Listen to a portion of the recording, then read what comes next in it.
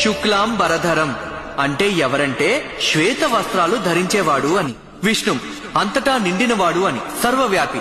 శశివర్ణం అంటే ఆయన వర్చస్సు చంద్రబింబం ప్రకాశం కంటే కాంతివంతమైనది అని. చతుర్భుజం అంటే 4 భుజాలున్నాయి అని. ప్రసన్నవదనం ఆయన మొహంలో దయ కరుణ ఉట్టిపడుతుంటాయి అని. ధ్యాయేత్ రండి వారిపైనే దృష్టి కేంద్రీకరిద్దాం. సర్వ విఘ్నోపశాంతయేత్ అంటే ఎవరంటే సమస్త దుఃఖాలను కష్టాలను విఘ్నాలను నివారించేవాడు అని. ఇక్కడ విష్ణువు అంటే అర్థం అంతటా ఉన్నవాడు అని. అన్ని చోట్ల ఉన్నాడు. ఇదే మహావిష్ణువు గురించి చెప్పారు, విఘ్నేశ్వరుడు గురించి చెప్పారు. అయితే ధ్యాయేత్ సర్వ విఘ్నోపశాంతయే దీనికి అర్థం ఏమిటంటే ఆయన్ని ఆరాధిస్తే సమస్త దుఃఖం కష్టం విపత్తులు ఆపదలు బాధలు ఆటంకాలకి కారణాలు తొలగిస్తాడు అని. ఇవన్నీ